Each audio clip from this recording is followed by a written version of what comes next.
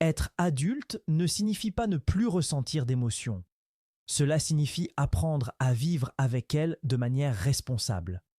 Pourtant, lorsqu'on observe les comportements humains, on remarque souvent deux extrêmes opposés.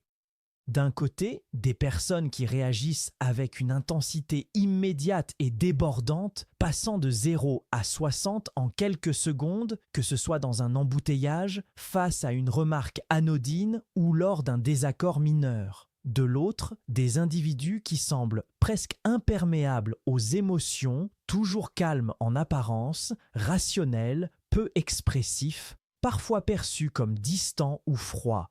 Ces deux styles sont souvent en conflit avec leur entourage, mais aussi, plus profondément, avec eux-mêmes. Ces réactions extrêmes ne sont ni des défauts moraux ni des traits de personnalité figés. Elles sont le résultat de stratégies émotionnelles apprises très tôt, souvent dans l'enfance, pour faire face à un environnement perçu comme imprévisible, dangereux ou insuffisamment sécurisant. Comprendre ces mécanismes permet non seulement de mieux se comprendre soi-même, mais aussi de sortir de schémas relationnels répétitifs et épuisants. Les personnes dites trop chaudes, celles qui explosent facilement, ont souvent grandi dans des environnements où l'expression émotionnelle était intense, voire incontrôlée. Elles ont pu observer des adultes qui attribuaient leur colère aux autres, considérant que quelqu'un ou quelque chose les avait mises en colère.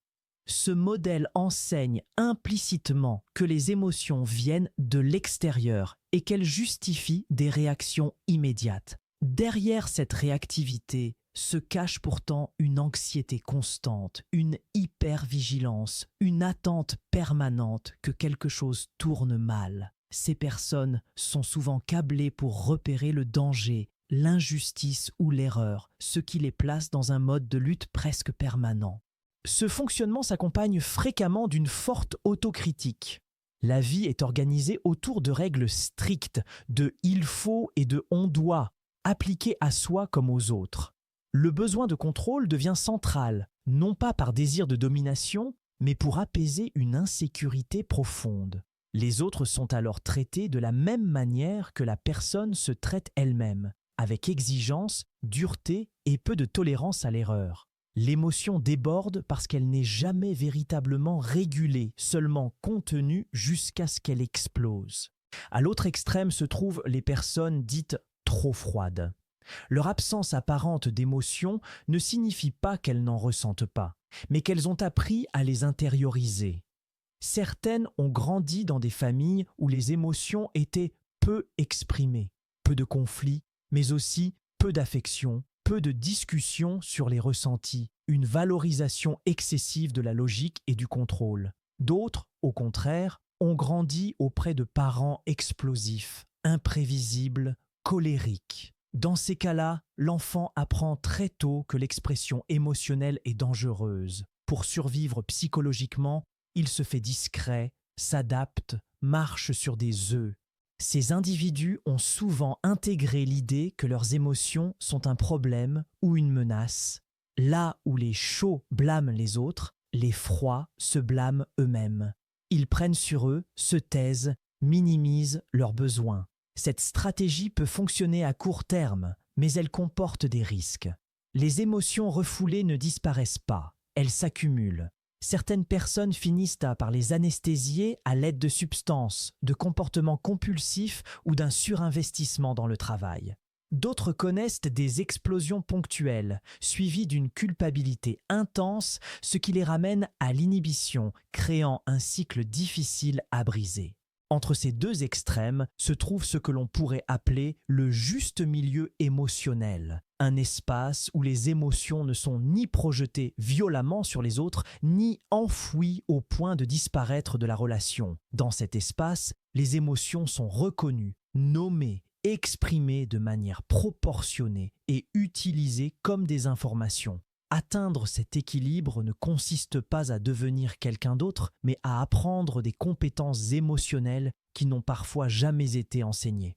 La première de ces compétences est la responsabilité émotionnelle. Être responsable de ses émotions ne signifie pas s'en vouloir de les ressentir, mais reconnaître que l'on est responsable de la manière dont on y répond. Les personnes très réactives ont souvent l'impression que leurs émotions leur arrivent, qu'elles sont provoquées par l'extérieur. Ce changement de posture est fondamental. Comprendre que, même si une situation est frustrante ou injuste, la réaction qui suit est un choix, ou du moins quelque chose sur lequel on peut progressivement reprendre du contrôle.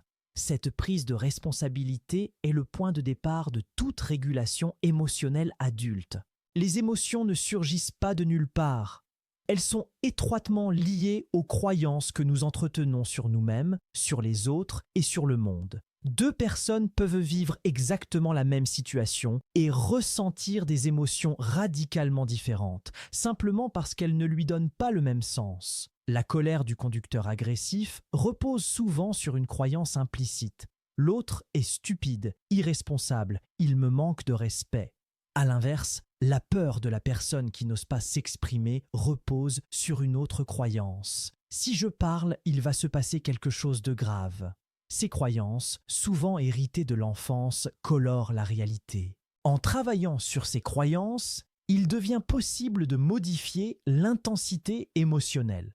Cela ne consiste pas à se forcer à penser positivement, mais à introduire des interprétations alternatives. Peut-être que l'autre conducteur est distrait, stressé ou simplement humain. Peut-être que s'exprimer ne déclenchera pas la catastrophe redoutée. En réécrivant progressivement le récit intérieur, la perception de la situation change et avec elle, l'émotion associée. Un autre apprentissage clé consiste à utiliser les émotions comme des signaux plutôt que comme des ordres.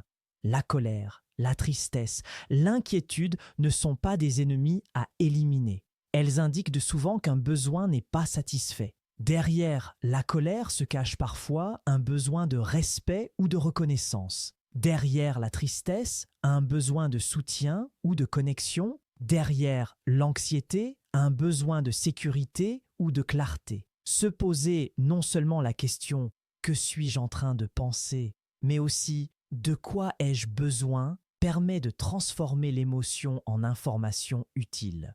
Pour les personnes très réactives, le défi majeur est d'apprendre à repérer les signaux précoces. Une émotion intense devient difficile à réguler lorsqu'elle a déjà atteint un niveau élevé. Apprendre à s'arrêter plus tôt, à 2 ou 3 sur une échelle de 10, permet d'intervenir avant l'explosion. Cela suppose une attention régulière à son état interne. Comment je me sens avant d'entrer dans cette réunion, avant de prendre la voiture, avant d'aborder ce sujet sensible? Des techniques simples comme la respiration, le ralentissement du discours intérieur ou le changement volontaire de focalisation peuvent alors être efficaces.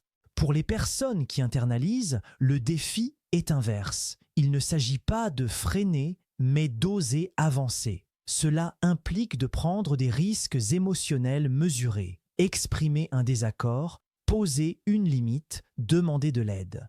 Ces actions sont souvent accompagnées d'une peur intense, mais l'expérience répétée montre que les conséquences redoutées ne se produisent pas aussi souvent que prévu. Chaque tentative réussie affaiblit progressivement la croyance que l'expression émotionnelle est dangereuse.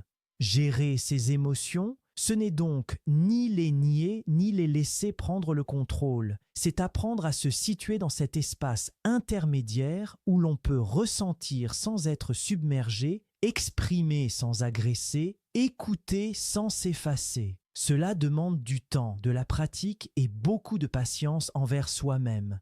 Il ne s'agit pas de bien faire, mais de faire différemment, un pas après l'autre. En prenant en charge ces émotions, on se libère peu à peu des stratégies de survie héritées de l'enfance, celles qui nous faisaient nous sentir petits, menacés ou impuissants. On découvre alors que les émotions, loin d'être des ennemis, peuvent devenir des alliés précieuses pour naviguer dans le monde adulte avec plus de clarté, de stabilité et de respect envers soi-même comme envers les autres.